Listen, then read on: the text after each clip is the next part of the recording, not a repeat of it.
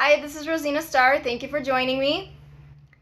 Just gonna share, if you like this video, please like, share, and subscribe. I'm gonna share some strange sexual practices and habits I've noticed about narcissistic men and women. So, I've noticed a lot of the time they wear very heavy cologne or perfume. They always have to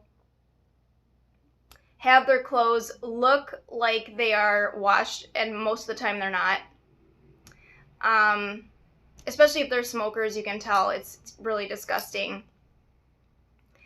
They will shower many times a day, sometimes 2 or 3 times a day, and there's not even really a reason. They are attracted to anything, boys and girls, and you can tell by the way they kind of look at somebody, they are attracted to them.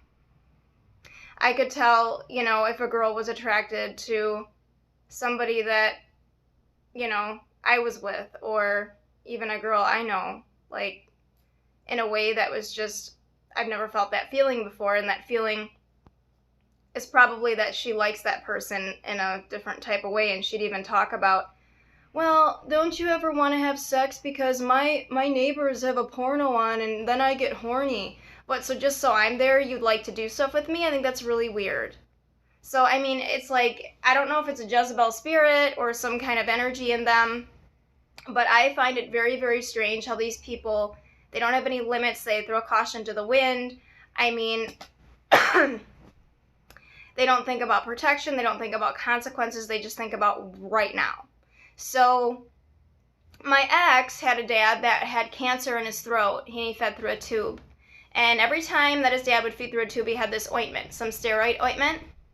And it was funny because one day I said, hey, Vin, what's in the drawer of your bathroom in here? What do you need this cream for? Oh, it's my dad's. He uses it before he feeds through a tube. Why do you need it? I'll use it on my butt sometimes because I feel like I'm fat, and when I walk around, it helps with the chafing. I go, this is a pretty strong steroid. I went to school to be a medical assistant.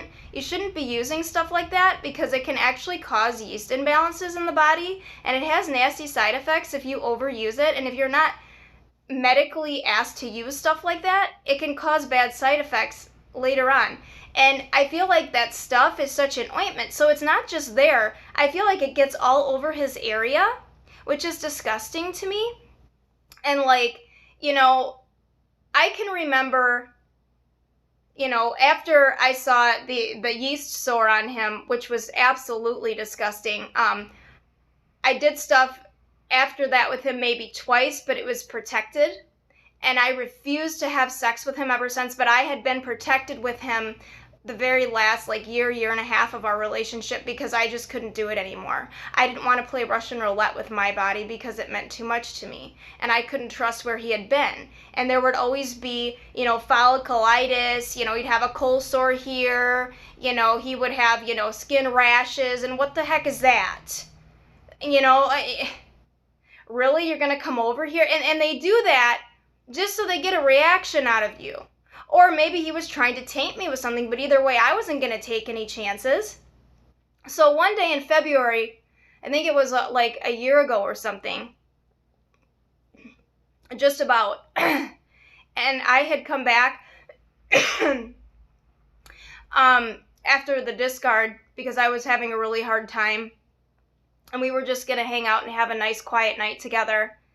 And he comes back from wherever he went, said he went to his parents' house, and he had an attitude like he was on Quaaludes, or like he was, oh my god, I'm so weird, I'm just kind of out of it, everything was so funny, almost like he was on ecstasy. He took off his pants, and it looked like he had a collar around his neck, and his knees were badly rug burned. Like he'd been dragged on the floor, and his ass, I swear to God, the inside of his ass cheeks looked like they were like sandpaper was written on them. I couldn't believe what I saw. I said, where were you? Oh my God. I mean, and he just looked wore out. He smelled funny. He just wanted to lay on the bed like this, naked, and just, oh my God, I'm just on cloud 9. Oh my God. it was the strangest thing to see a grown man, bald, hairy, and disgusting, with fucking swamp ass rash, crotch rot, and no, that's disgusting. And he was completely checked out. So then it's like, you know, I remember one time I went back over there like an idiot, and I'd only gone over there 2 more times, and then I cut it off in the summer of last year. I'm happy I did. You know, I had washed all the sheets because I thought, you know, he hadn't done anything for a while. There was no evidence of other people on them. And then he kicked me out because he just wanted me to straighten up the house for somebody else to come over there. Because obviously whoever was helping him or the supply he was using wasn't helping him do that. But he'd invite me over with just nasty sex all over his sheets. I mean, he doesn't even cover it up anymore for me because he wants that reaction from me so bad. And every time I wouldn't give him the reaction. I would just be silent. But I mean, he would have, sometimes I feel like hickeys on his neck that could be questionable. You know, he started to grow a big ugly beard, and he was bald, and he was fat and a stumpy man. You know, he's Polish, and you know, it's like when he got mad, he had the superhero strength, and, you know, it's like he wasn't the most awful lover, an insensitive lover, and checked out mentally I've ever been with. The most obvious user, like, I was just a toy masturbation type of person. The whole time in our relationship was like sexual coercion is what I was living in. He never wanted me to be fully present in the moment. It was always an act of taking. And even when you feel good during the experience, they're still mirroring you. So it's still an act of them taking. So I just wanted to share, you know, he had to go out every Tuesday night to his friend Mike's house and play board games and have hookups and, you know, whatever else he would do there, sex parties, swingers, couples. He didn't have any limits. I believe he was gay for pay. I mean, I looked at his wallet after I saw his swamp ass. He had $80. Like, what did you get down for $80 with some guy? I mean, it was like he'll go both ways and he'll never admit it to you. But you'll see the evidence. There was other guys' clothes at his house that wasn't even his size. So, I mean, it's like, whose shirt is this? Whose pillowcases are these? Whose baby barf rag is this? You had that other girl stay here and then she got another place, big deal. Oh, why lie about it? I mean, neighbors see what's going on and they talk. I mean, I don't even care what goes on anymore.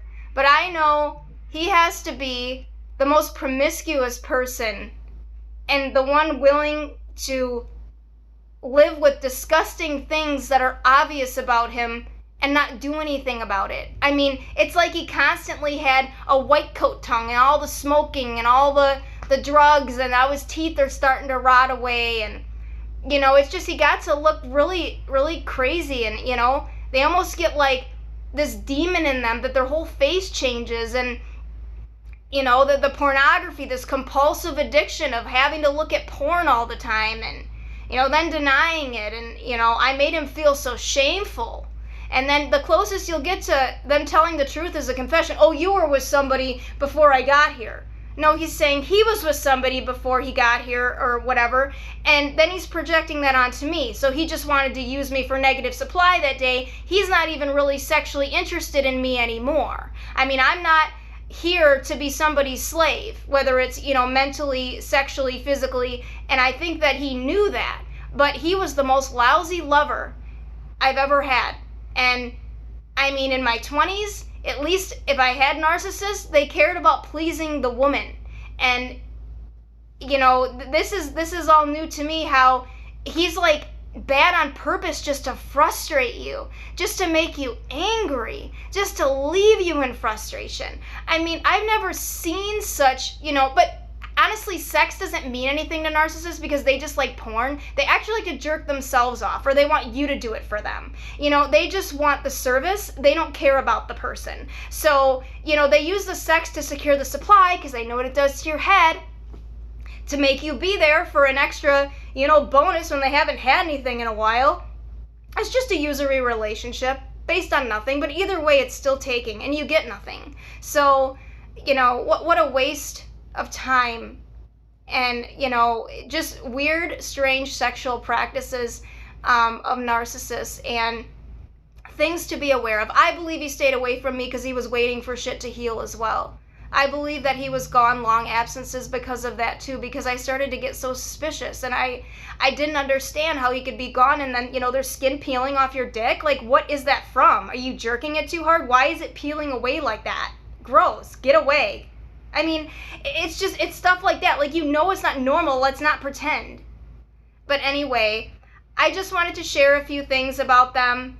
And, if you are with a narcissist, please protect yourself with condoms always. Even if you have an IUD, that's a dangerous game to play because they just will screw with you even more with that, and you're even more likely to have STDs from these people. And if you don't catch on, hopefully your body will to keep them away, because my body started physically rejecting him intimately, and thank God it did. So anyway, those are stories for another day. I just wanted to get this information out there. Good night.